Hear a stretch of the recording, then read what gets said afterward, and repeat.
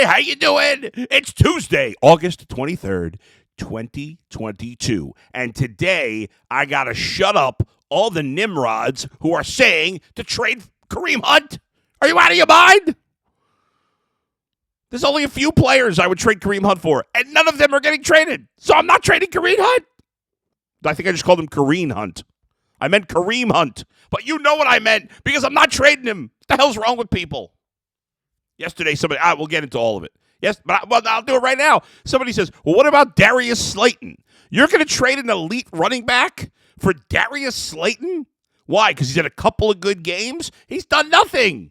In 3 years, I think he's like 1,000 yards over 3 seasons. You are seriously out of your mind if you want to trade Kareem Hunt for some run-of-the-mill wide receiver. You can get an elite wide receiver, we'll talk, but that ain't happening, so we're not going to talk. That, plus the Guardians have a big road trip and the biggest lead they've had all year in first place in the AL Central. That's all coming up on the latest edition of The Bullpen with Adam the Bull. Podcast is not for the faint of heart. And I do think it's time for the Browns to move on. It's not for those who ride the fence. He's proven nothing. But if you're looking for someone who tells it like it is about Cleveland sports, everybody does fandom their way. You've come to the right place. I don't think he's any good. It's time for the Bullpen with Adam the Bull. All right, it's time for everybody to wise up here, okay? The Browns should not trade Kareem Hunt unless, I'll give you the caveat, unless they could get one of about 20 or 25 receivers at most. And none of those teams are trading those guys, so it's not going to happen.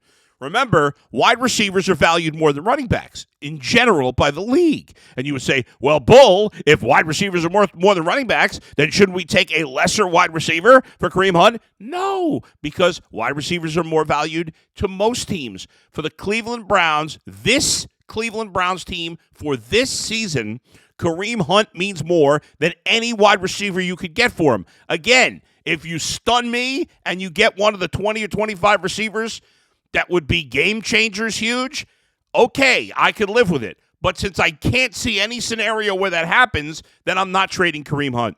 Kareem Hunt, to me, is the second best skill position player on the Browns, just a pinch behind Nick Chubb. And I mean a pinch, and nobody loves Nick Chubb more than me. That's not about Nick Chubb not being that good. It's about Kareem Hunt being that good that they're both elite running backs. Amari Cooper is a very good wide receiver, but he ain't elite. Kareem Hunt is, and so is Nick Chubb. That's my strength. If I'm the Cleveland Browns, for the first 11 weeks, I am going with a subpar quarterback. You can con yourself, fans, into believing Jacoby Brissett is more than that. And he might play some games where he's better than that. He might have a few good games here and there. I'm not saying that's impossible, but he is a subpar quarterback. He is not a starting quarterback in the league. At best, he's the 31st or 32nd quarterback in the league. At best, he is what he is. He knows what he is. He knows his role. He ain't carrying you to wins. That's not going to happen. So you focus on your strengths. And the strength of this team, yeah, the defense is good. It's very talented. But the number one strength on this team is the running game. Why? Because you have 2 elite running backs, 2 of the best in the game, the best combination of running backs. There's some other good combos out there. You got Ezekiel Elliott, Tony Pollard in Dallas. You got Javonte Williams and Melvin Gordon in Denver. I like Dalvin Cook and Alexander Madison in Minnesota. There's probably 1 or 2 others I'm forgetting about. But nobody is better than the Cleveland Browns. Nick Chubb and Kareem Hunt. If Kareem Hunt played on another team, he'd probably be a top 5 back. At worst, he'd be a top 10 back. Have we forgotten how good this guy is? He was phenomenal in Kansas City. He led the league in rushing. And you think that's so easy because the Chiefs are good? Well, look at their running game since. It's been completely mediocre. Everybody had all this hype. Oh, no big deal. Clyde Edwards-Helaire. What the hell's he done? He's average. Kareem Hunt is a stud. Now, next year, you don't want to pay him. He's a free agent. And you got Deshaun Watson for a whole season. That's a different story. Then I can figure it out in the offseason. I see if these young guys I have are good enough to step into that role. Maybe we make a move. Right now, no chance. I am not weakening my strength to get some mediocre wide receiver, it doesn't make any sense. Yesterday on the Ultimate Cleveland Sports Show, I got my man Jay Crawford, my man Jason Lloyd, trying to tell me, well, you got to trade for a wide receiver. They couldn't give me one guy. Let's look at it. First of all, let's look at who needs a running back. All right? Baltimore's got J.K. Dobbins. First of all, you're not going to trade him within the division, so we're going to leave that. Okay, now Buffalo doesn't have any very exciting running backs. They have Devin Singletary, James Cook, Zach Moss.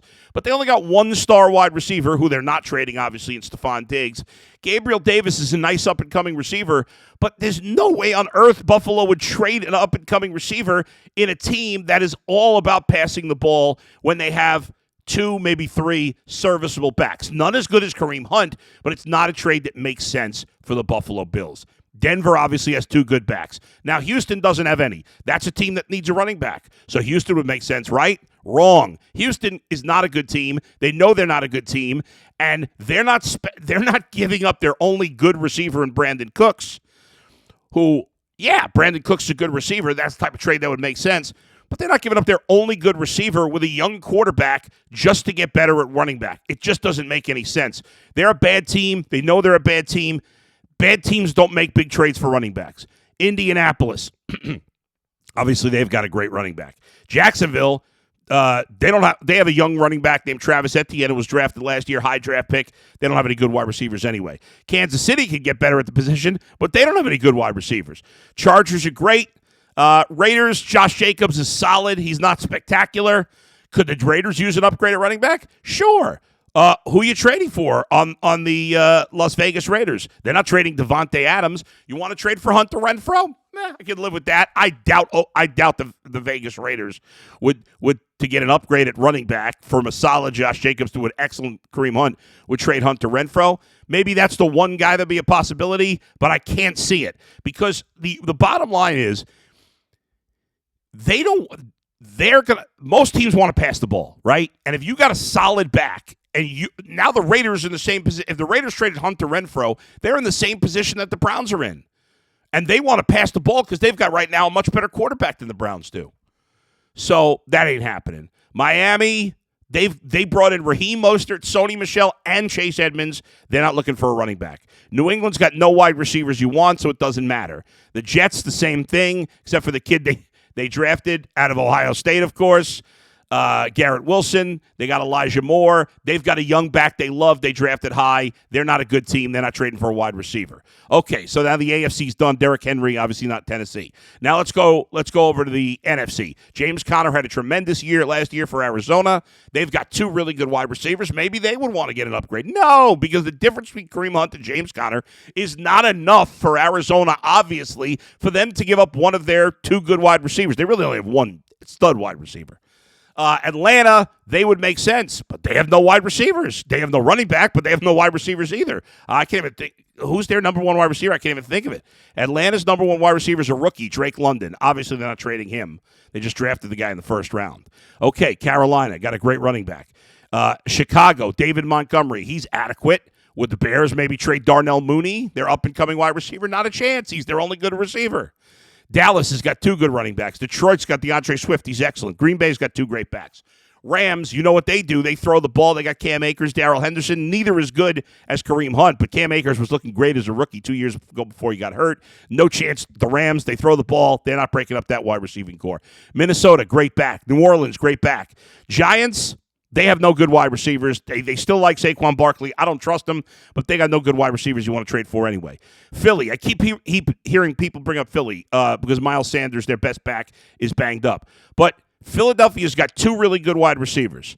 They got A.J. Brown, who they just traded for, and Devontae Smith, who they drafted in the first round last year, who's got great chemistry with Jalen Hurts. Why would they trade? There's no chance they're trading either of those guys.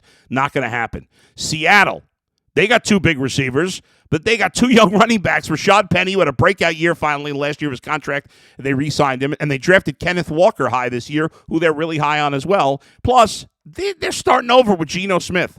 They're not going to trade one of their wide receivers. If they were going to trade Metcalf or Lockett, they're trading him for draft picks, not for Kareem Hunt. Doesn't make any sense. Elijah Mitchell, the starter in San Francisco. San Francisco only wide receiver you would want is Deebo Samuel. No way they're trading him. We know the Buccaneers are not trading Mike Evans or Chris Godwin. They have Leonard Fournette. And Washington, do they have a great back? Not Antonio Gibson's serviceable. Brian Robinson Jr. is a kid they drafted this year. Is it possible they could trade for Terry McLaurin? I can't see it. I can't see Washington, a team with an uncertain quarterback situation, trading their only good wide receiver when they just drafted a running back high. So the only guys you could even fathom a possibility is Terry McLaurin, one, and I think I had one other guy that I guess you can make a desperate argument for. Oh, and Hunter Renfrow. So you want Terry McLaurin and Hunter Renfrow? Yeah, you'd probably trade Kareem Hunt for either of those guys. That'd be probably the lowest end you'd trade for those guys.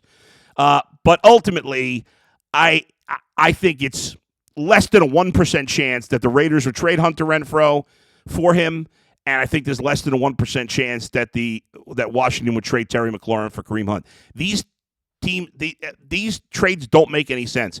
Raiders are trying to win. They're trying to win throwing the ball. They're not trading their second best receiver who had a breakout year last year. And Washington, again, if they would trade Terry McLaurin, they're trading him for draft picks. You got to be realistic about the situation. And if you're thinking of a wide receiver I haven't mentioned, he's either on a team that has a great running back, so you wouldn't trade there, or he's too good to be traded. There really are no legitimate options. I understand the Browns want to get better at the second wide receiver position.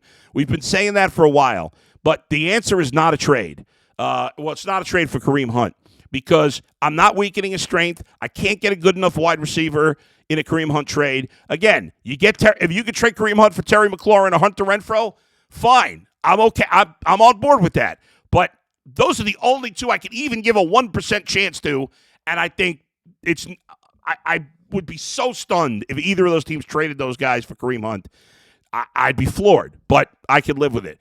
Nobody else is even a 1% chance of realistic possibility. The reality is the Browns need to stick with Kareem Hunt. They need to focus on the running game. They need to get him on the field.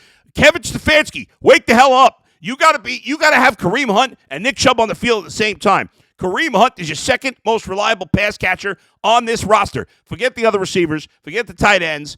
Kareem Hunt is great at catching the ball. He's an elite talent, along with Nick Chubb. They've got to be on the field together as much as possible. And Kevin Stefanski better smarten up and do it, or we got to run his ass out of town. I'll tell you that.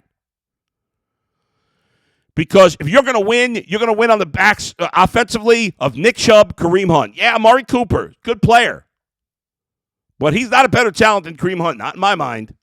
I know I was debating with a couple people yesterday. I think they're crazy. And I like Amari Cooper. I'm not dissing Amari Cooper. I just don't think he's as good a player. I don't think he's as good a wide receiver as Kareem Hunt is a running back. To me, it's pretty obvious. And so, as I see it, there is no realistic trade option for the Browns to get a significant upgrade at wide receiver that would make me willing to trade Kareem Hunt. And so, the only option is maybe trading it, maybe going to one of these bad teams that has good wide receiver and trading a draft pick. You'd have, but the Browns have traded a lot of their draft picks for Watson, so that would be tough. Or signing one of the remaining guys in free agency. We've talked about this a lot. I still think Will Fuller potentially is an upgrade over all the guys they have. I mean, I don't know what he's got in the tank. He's still in his 20s. He's been injured a lot. He knows Deshaun Watson, although obviously Watson won't be there the first 11 weeks. I think people are over-panicking on the second receiver position. You know, David Bell's a rookie. Let's see what he's got here. David Bell may be better than any of the guys on the scrap heap still in free agency. Let's give the guy a chance. I like what he saw in the second preseason game. I take everything in preseason with a grain of salt. But the guy was productive in college in the Big Ten. Productive. With all the great receivers Ohio State has, this guy won receiver of the year in the Big Ten. Like, this guy is a productive guy. He has great hands. He runs great routes. I think there's a lot of potential there. So let's see. Let's see before we start panicking and trading Kareem Hunt for Darius Slayton and some other schlubs that people want to trade him for. I just don't understand that. To me, it's just crazy. Anyway, that's the story. Don't do anything with Kareem Hunt. Keep him here. Build around him and around them. If you want to make additions, Don't use Kareem Hunt to make those additions. Sign a free agent wide receiver. Trade a draft pick. You got to be all in it to win it. And Jacoby Brissett's best chance of getting this team to, I hope, 6-5. I'll take 6-5. That gives Deshaun Watson a chance. If you can get him to 6-5, his best chance is obviously the defense playing well, but them being a run. And I understand all the stats, and Jason provided the stats. When you run for passing teams win. I get it. Nobody's more obsessed with the passing game than me. But this is 11 games, and it's a unique situation. The Browns have a subpar quarterback for 11 games, and they have 2 elite running backs. And hopefully an elite offensive line. Now, we don't know. The tackles were both banged up last year. And I guess it's going to be Ethan Pocic at center. He's a big question mark. Now, if the offensive line's not good, the Browns are in big trouble. We can't shake it any other way. If the Browns end up with a subpar, if the offensive line, the tackles can't get the job done, they can't stay healthy, the center's a mess. As good as the guards are, we know Bitonio and oh my God, I forgot his name. Why can't I think of his? What the hell happened to me? Bitonio, and I can see his face, and and you're all screaming at the podcast right now. Oh God, Wyatt Teller. Jeez, couldn't think of his name. If Bitonio and Teller, we know they're great, but the other 3 spots are a question mark. Again, I like both tackles, but they're both coming off injuries. And the left tackle still got a lot to prove. Conklin, good. Center, no idea. I'm fairly confident the offensive line will be at least good. I don't think they're going to necessarily be, elite this year, but they don't need to be elite. They just need to be good. If the offensive line is very good, top 10, which I think they will be, you run the hell out of the ball early in the season. Now, you got to mix it up. I'm not saying, throw the ball 4 times. Don't carry it away. But you have to be a massively run-first team early in the season. And I think with the Browns' skill set of Kareem Hunt and Nick Chubb and mixing in the other guys, they can do it. And they can win enough games that way to give them a chance for when Deshaun Watson comes back. That's it. What gives you the best chance to win as many games as possible before Deshaun Watson? If probably Jimmy Garoppolo gives you a better chance than Brissett. I think that ship has sailed. Who knows? But if you're going with Brissett, you've got to be run heavy. That's got to be the plan. And so trading Kareem Hunt makes 0 sense. 0. Again, unless you're getting one of the top 20, 25 wide receivers, which, as I've already gone through the list, is not going to happen. It's not. So I'm not trading him for some mediocre wide receiver that I don't know if he's any better than the guys I have. Doesn't make any sense. All right, quick break. A little water. All right. Let me tell you first that betonline.net is the fastest and easiest way to check in on all your betting needs. Find all your favorite sports and events at the #1 online source for odds, lines, and games. Find reviews and news of every league, including Major League Baseball, NFL, NBA, NHL, combat sports, esports, and even golf. BetOnline continues to be the top online resource for all your sports wagering information, from live in-game betting, scores, podcasts. They've got you covered. Love it. Head to BetOnline today or use your mobile device to learn more about the action. BetOnline, where the game starts. Okay, let's switch gears to baseball. Big week, and it's a little under the radar, but I think this is a very big week for the Cleveland Guardians. Talked yesterday about splitting what turned out to be a 2-game series against the White Sox because of the game that was canceled on Sunday. But the Guardians are in for it this week, and I'll be this. The Guardians have been a team all season long that has had major peaks and major valleys, and overall, even though they've lost 3 of their last 5, overall they've played really well. Right? They have won 10 of their last 14. Okay? And overall, since the All-Star break, they've been very good. They came back from the All-Star break. They were 46-44, 2 games over. Right now they're 8 games over. So 6 games over since the break in about a month of action. And we've got what, 5, 6, 6 weeks left in the season. Yeah, it ends on a Wednesday this year. This road trip is the most challenging. In fact, I don't think the Guardians, they have 2 more road trips after this.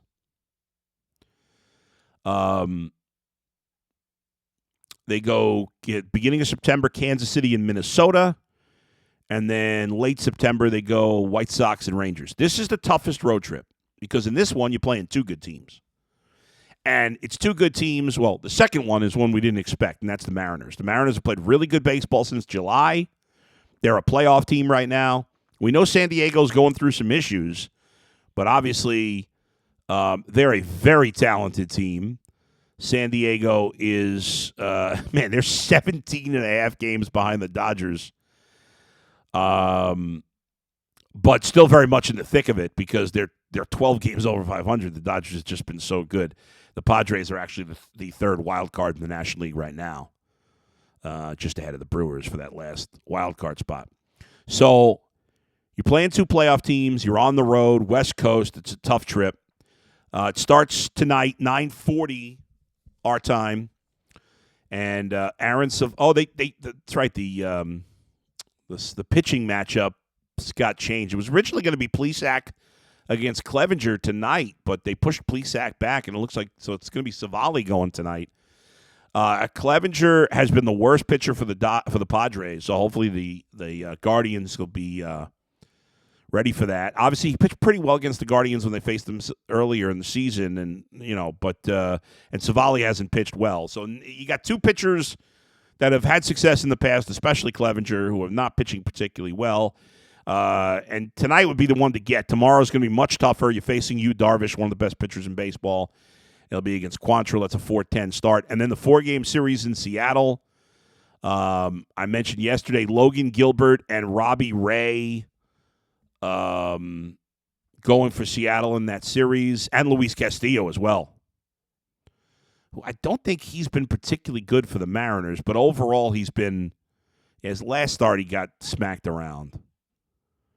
But overall he's pitched really well. So you're facing some tough pitchers here in these 6 games. I mean, Clevenger and probably one of the Mariner games you face in Marco Gonzalez are probably the 2 worst pitchers you're facing on this road trip. So you go on the road, you're playing 2 good teams, you're facing 4 good pitchers, and Clevenger's the 5th best pitcher you're facing out of 6. He's still a good pitcher. So it's going to be a challenge, and then even when you come home after this, you got Baltimore, who's played well. They're a playoff team, or just out of the playoffs right now, for 3 at home, and then Seattle again. So you'll face some of those pitchers again. So these next 12 games you're not playing anybody easy right now. San Diego, Seattle, Baltimore, Seattle. It's it's a good challenge here, and we're going to find out what the Guardians are made of because they don't have a lot of easy games left. I mean, you got 3 with the Angels at home, they stink. You got a bunch of games with the Royals, they're bad. Texas is not very good, but that's it. You still got the White Sox on the road, which won't be easy. The Twins, you got a long 5-game homestand with them. 8 games in 11 days against the Twins, home and road. You got a series against the Rays at home. Guardians have a tough schedule down the stretch. They come into action today, 2 games up on Minnesota and 3 up on the White Sox. Both teams lost yesterday while the Guardians were off. Guardians have 42 games left. Same for the Twins. The White Sox have played 2 more games, so they only have 40 games left. The division is there, but they're going to have to earn it. It will not be easy because you got a lot of tough games. Like 3/4 of their remaining schedule is pretty tough. I mean, I think right now, and we'll see what happens with the White Sox, but I think right now it's like 28 or 30 of their final 40 or 42 or 30 of their final 42 are against teams over 500. And the White Sox will still be tough. Even if they're, I know they've been a disappointment this year. It's not going to be easy to beat the White Sox. I mean, it's baseball. I don't know that anybody's easy, but like the Royals, really bad team. Angels, you're playing 3 games, bad. Rangers, they're bad. But everybody else, going to be tough. Going to be a challenge. The Guardians have lost 3 of 5. They got to go and take it to Clevenger. They got to smack him around tonight. I didn't see why they pushed Plesac back because they moved him back like 5 games. I didn't see anything about that. I mean, I know he hasn't been great, but he's been better than Savali. Maybe they want to pitch against the Mariners for some reason instead of San Diego. It could just be they don't want to pitch for some reason they don't want to pitch against Clevenger. They're buddies. We all know what happened last year. Maybe there's something to that. I'm not sure. But anyway, the Guardians have that lead. The the Orioles are 2.5 out of the wild card. The Twins are 2 back of the Guardians and 3 back of the wild card. White Sox 3 behind the Guardians and 4 in the wild card. Man, the Red Sox are now under 500. Oof. What a horrible season they're having. And the Rangers have actually played better of late. I mentioned the Rangers are one of the easier teams. They've played better of late, too. They're actually only 10 games under 500, which is not bad considering where they were and, kind of the talent that they have. All right. Take a break. When we come back, final thought, I'm going to jump back to the NFL and the Browns to wrap things up next, right here in the bullpen with Adam the Bull.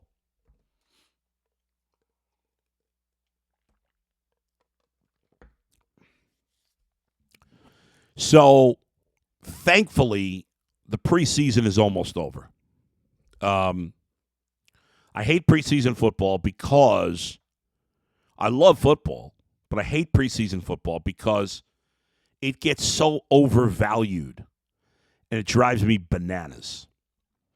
The Browns will play their final preseason game on Saturday, against the Bears. It's a night game in Cleveland, and then thankfully we can stop, probably talk about the game on Monday. I think the only interesting thing in this final preseason game is, will Jacoby Brissett play? Will Amari Cooper play? And if so, for how long? But I hate the preseason because people, and this is just the monster that the NFL has become, but it gets so overanalyzed. I've said it before. I'll say it again. The preseason has value to the coaches, to the players battling for roster spots. But as fans, and sadly, pathetically as media, really, we embarrass ourselves. A lot of my fellow media members have embarrassed themselves with going nuts about a guy putting up 3 or 4 catches or a couple of good passes against second and third string defenses as if that is meaningful. First of all, it's such a small sample size, it can't be meaningful anyway, even if it was against first-teamers, but then it's not even that. And it's embarrassing. I'm embarrassed for my profession that happens. It's really pathetic. I don't understand it all. A couple other quickies. I mentioned on the Ultimate Cleveland Sports Show briefly yesterday that I watched the Mantai Te'o documentary. It's a 2-part documentary on Netflix. I highly recommend checking it out. I feel sad for the guy. It's just his career was ruined by that. It seems pretty obvious that he was not in on the scheme, that he got catfished, and it seems hard to believe. But the thing is, he's just. I think it's just that he was such a naive guy that he was an easy target. The person that conned him, if you watch the documentary, has their own issues. That obviously, you'll watch it, but the person has some demons that they're dealing with and some identity issues that they've come to grips with now but didn't at the time. It seems like the person didn't mean harm. Obviously, the person did do a lot of harm.